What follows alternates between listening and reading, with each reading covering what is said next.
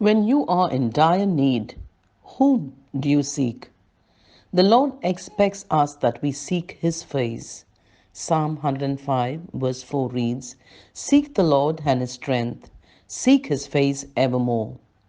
Whoever had sought His face, they have never gone ashamed, and that is the confidence of the psalmist David when he writes Psalm 34, 4 and 5. I sought the Lord, and He heard me, and delivered me from all my fears.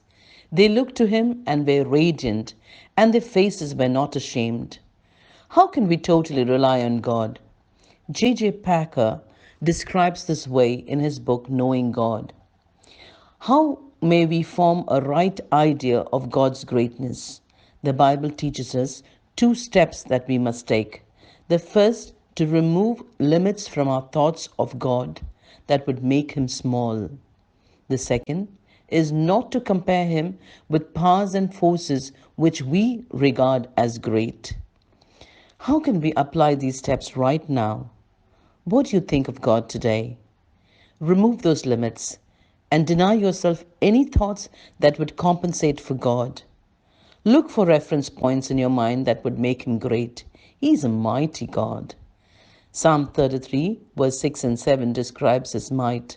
By the word of the Lord, heavens were made, and all the hosts of them by the breath of His mouth.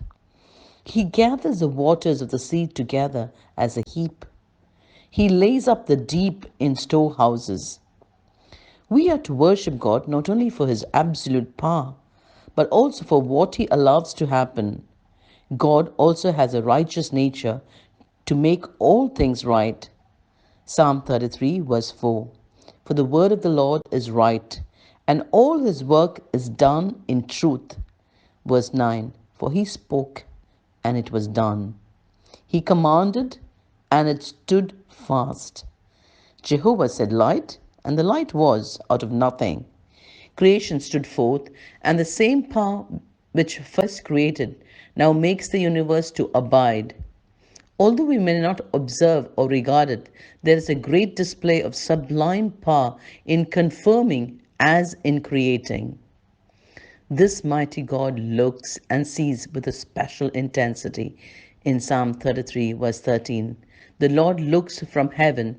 He sees all the sons of men. He looks upon all things and sees all, but also zooms in on a specific group of people.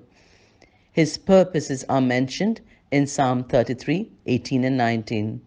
Behold, the eye of the Lord is on those who fear Him, on those who hope in His mercy, to deliver their soul from death and to keep them alive in famine. If God's eye is on you, you have a greater hope than any false hopes given to you by any man. So we are called to rest our hearts in Him. We can be confident that He sees and His counsels and plans for us will stand. We can wait for Him to fight our battles. Psalm 33, verse 20. Our soul waits for the Lord. He is our help and our shield. So rejoice in the Lord, for He regards worship from His people. He appreciates our praise. So sing Him a new song with all your might. Be strengthened and be blessed today.